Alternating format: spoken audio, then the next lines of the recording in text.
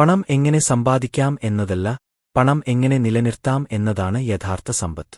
നമ്മളിൽ പലരും പണം സമ്പാദിക്കുന്നു, പക്ഷേ എങ്ങനെ ആ പണം വളർത്തണമെന്ന് ആരും ശരിയായി പഠിച്ചിട്ടില്ല.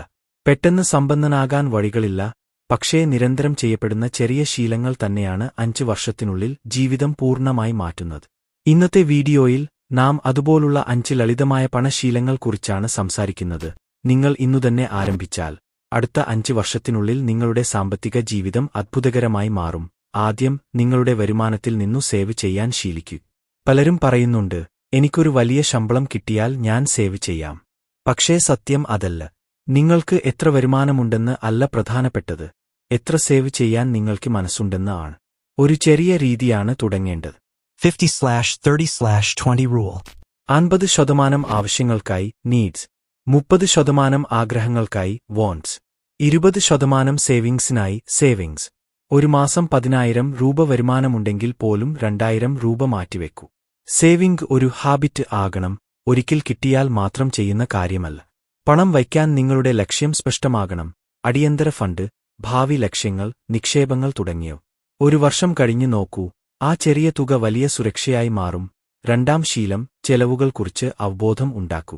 മിക്കവാറും ആളുകൾ പണം എവിടെ പോകുന്നു എന്ന് അറിയില്ല. അവർക്കു തോന്നും, എനിക്ക് സേവ് ചെയ്യാൻ പറ്റുന്നില്ല. പക്ഷേ സത്യം, ചെലവുകളുടെ നിയന്ത്രണം ഇല്ലാത്തതിനാലാണ്. ഓരോ മാസവും നിങ്ങളുടെ എല്ലാ ചെലവുകളും കുറിക്കൂ. സ്മാർട്ട് ഫോണിൽ ആപ്സ് ഉണ്ട്, വാൾനട്ട്, മണി മാനേജർ, ബ്ലൂകോൺസ് മുതലായവ. അല്ലെങ്കിൽ ഒരു ചെറിയ നോട്ട്ബുക്കിലും എഴുതാം. ആഴ്ച അവസാനം നോക്കുമ്പോൾ നിങ്ങൾക്ക് മനസ്സിലാകും എത്ര അൺനെസസറി ചെലവുകൾ ചെയ്യുന്നുവെന്ന്. ചെറിയ ഓൺലൈൻ ഓർഡറുകൾ, ഫാസ്റ്റ് ഫുഡ്, അനാവശ്യ സബ്സ്ക്രിപ്ഷൻസ് മുതലായവ. ഇത് മനസ്സിലാകുമ്പോൾ തന്നെ നിങ്ങൾക്ക് പണം നയിക്കുന്നതിൽ കൺട്രോൾ ലഭിക്കും. പണം നിയന്ത്രിക്കാൻ തുടങ്ങുന്ന ദിവസം തന്നെയാണ് നിങ്ങളുടെ സമ്പന്നതയുടെ യാത്ര തുടങ്ങുന്നത്. മൂന്നാം ശീലം, നിക്ഷേപം, ഇൻവെസ്റ്റ്മെന്റ്. തുടങ്ങുക എത്ര ചെറിയതായാലും. പലർക്കും ഇൻവെസ്റ്റ് ചെയ്യുന്നത് ഭയമാണെന്ന് തോന്നും. പക്ഷേ പണം ബാങ്കിൽ വെച്ചാൽ വളരുന്നില്ല. പണം നിക്ഷേപിച്ചാൽ മാത്രമാണ് അത് നിങ്ങൾക്കായി പ്രവർത്തിക്കുന്നത്. ചെറിയ സിപ്പ് തുടങ്ങിയാലും മതി. 500 രൂപ അല്ലെങ്കിൽ 1000 രൂപ മുതൽ തുടങ്ങാം. Mutual funds, index funds, ETFs, gold bonds നിങ്ങളുടെ റിസ്ക് ലെവലിന് അനുയോജ്യമായ മാർഗം തിരഞ്ഞെടുക്കൂ. ഒരു ഉദാഹരണം നോക്കാം. നിങ്ങൾ മാസം 1000 രൂപ സിപ്പ് ആയി 5 വർഷം നിക്ഷേപിച്ചാൽ, ശരാശരി 12% റിട്ടേൺ ലഭിച്ചാൽ, അത് 82,000 രൂപ ആയി വളരും. പക്ഷേ 10 വർഷം തുടർന്നാൽ 2.3 രൂപ ലക്ഷത്തോളം വരും. ഇത് തന്നെയാണ് കമ്പൗണ്ടിംഗ് പവർ, പണം ഉണ്ടാക്കുന്ന അദ്ഭുതം. അതുകൊണ്ട് ഇന്ന് തന്നെ ആരംഭിക്കുക. തുക ചെറിയതായാലും മതി, കോൺസിസ്റ്റൻസി ആണ് പ്രധാനപ്പെട്ടത്. നാലാം ശീലം, ബജറ്റ് തയ്യാറാക്കുക, അത് പാലിക്കൂ. ബജറ്റ് എപ്പോഴും ബോറിംഗ് ആയി തോന്നും, പക്ഷേ അതാണ് ഫിനാൻഷ്യൽ ഫ്രീഡത്തിന്റെ അടിസ്ഥാനം. ഓരോ മാസവും നിങ്ങൾക്ക് എത്ര വരുമാനമുണ്ടെന്ന്, എത്ര ചെലവുകൾ, എത്ര സേവിംഗ്സ്, എത്ര നിക്ഷേപങ്ങൾ, എല്ലാം എഴുതുക. ബജറ്റ് നിങ്ങളുടെ പണത്തിന് ഒരു മാപ്പ് പോലെയാണ്. പണം എവിടെ പോകണം എന്ന് നിങ്ങൾ തീരുമാനിക്കണം, പണം തന്നെ തീരുമാനിക്കാൻ പാടില്ല. ഉദാഹരണത്തിന്, ശമ്പളം കിട്ടുന്ന ദിവസം തന്നെ റെന്റ്, ബിൽസ്, ഫിക്സ്ഡ് ചെലവ്, സേവിംഗ്സ് ആദ്യം മാറ്റിവെക്കുക. എന്റർടൈൻമെന്റ്, ഫുഡ് അവസാൻ പ്രയോറിറ്റി. ഈ രീതിയിൽ നിങ്ങൾ ഭയമഥൽ ആയിരിക്കും.